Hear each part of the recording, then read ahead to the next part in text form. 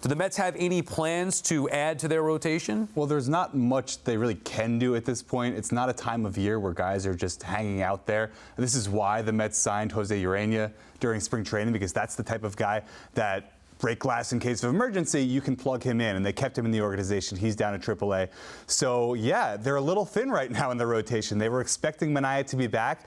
They're in a place now where if something else happens, they have to dip into that next level of depth, and that's Urena, that's Justin Hagenman and Brandon Waddell, these guys we talked about early in spring training. That is the AAA portion of this roster. It's not where you want to go if you're the Mets. They do have one bit of good news, and that Paul Blackburn's injury doesn't seem serious, so he should be back by mid-April-ish, but he's not exactly stretched out right now.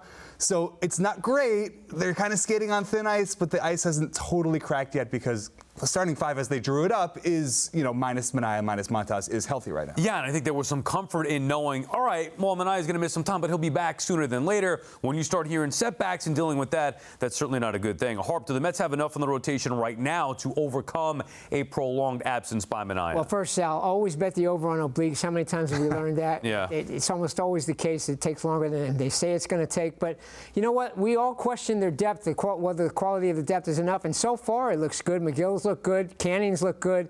And Peterson last night looked really good. So, I mean, I don't know if it's sustainable, but at least right now you got to like what you see. So, but it does I think it puts a lot more pressure on Senga. Senga's got to be that guy at the top of the rotation now more than ever.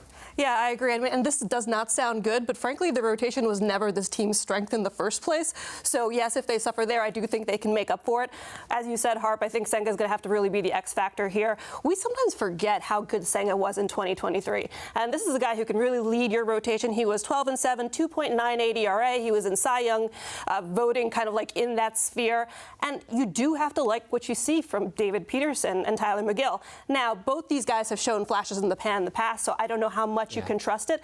That being said, Peterson is really making me a believer. He had a good start yesterday, and this is a guy who is building off what he was able to do last year, and is sustainable. There is a reason why he was a first-round draft pick. I mean, here's a guy who's like 6'5", 6'7", whatever he is. He's a lefty. He can really dominate. He has a great repertoire. I think there are pieces there. When we think about last year, what Manaea was able to do, what Severino was able to do, people didn't expect that from them. Right. That was a boom. Maybe this is something the Mets can replicate this year. Which I do believe that is the case. Now, look, we only saw these guys for the first time through, but I agree with you, Laura. I think that's possible. Tony, talk me off the ledge, though, because when I hear this about Manaea, initially I'm thinking Manaea's arm angle change. He's going to be what he was last year, even if he comes back, whatever, end of April. But now I start to let the bad creep in and think Manaea's been hurt throughout his career. The workload last year, could this just potentially be a loss? You're dealing with the oblique, to your point. I start thinking maybe this is just going to be a lost year for Sean Manaea. Yeah, and look, Sal, if I told you right now that Sean Manaea is going to be out until July, August, maybe if that's believable, right? I'm not saying that's going to be the case. The Mets obviously hope for him back sooner, but it's in the realm of possibilities. As Harp said, when you start talking about obliques, these are very tricky things. What I will say is this rotation was not necessarily built, at least not on the outset, for ceiling. This rotation was built for depth, and what I mean by that is they built it in such a way that if any one guy goes down, well, maybe not quite as good, the guy who's slotting in, they can really talk themselves into that guy being almost as good. So I don't know if anyone was sitting there on paper saying, Sean Manaea, sure, maybe our best pitcher last year, maybe our best pitcher coming into this year. Was anyone looking at him being like, surefire ace, that guy? I don't think so. You don't want to lose him. He's a really good pitcher. But I think more people looked at him maybe as a solid number 2.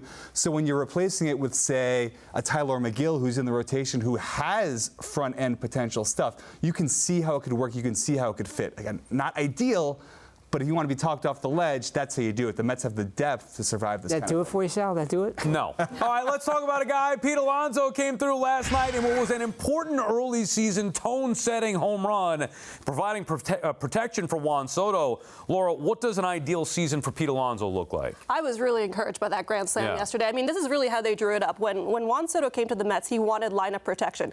And we saw what happens when he has lineup protection. Sure, he walks, he gets on base, bases are loaded, and so suddenly Quantrill has to pitch to Pete Alonso. Now, this is a fantastic at-bat because he goes down 3-1, and then Pete Alonso, he fouls off 2 borderline strikes, and then this is exactly in his wheelhouse. He loves getting the ball there. I was looking at his heat map. He has a 745 slugging in that area. He's extending the arms. He's getting the pitch he wants. he doesn't have to expand the zone anymore because there is no other option. There is nowhere to put him. So when the Mets drew this up, when they were looking at Pete Alonso and they were saying, okay, we're going to get this guy and we're going to put him right behind Juan Soto, this is what they wanted. So when I'm looking at Pete Alonso, I'm thinking this is a guy who could hit the 40 home runs. This is a guy who could get more than 100 RBIs. That is the Soto effect in the lineup for me. You know, that might be a first. We got the heat map into the show. I'm not sure we've done that before. Good job, Laura. Look at me go. But you know what? I feel like, I was watching it, I feel like he might have tried to pull that pitch last year and grounded out to short or whatever. Because I felt like it just looks like he's a little more comfortable. Maybe, who knows? Maybe it's in my head watching him. But he felt like last year he let the pressure get to him a little bit.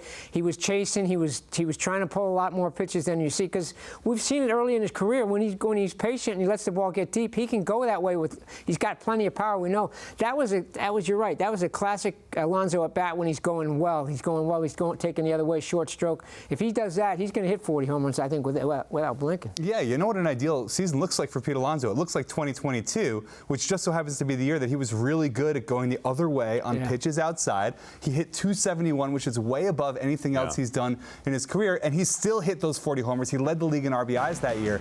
So when you get that version of Pete that's willing to go the other way, knowing that his power is going to play and he's going to run into enough mistakes over the course of the year to hit his 40 home runs, all of a sudden you have a much more dangerous hitter, the type of hitter that can't be pitched to.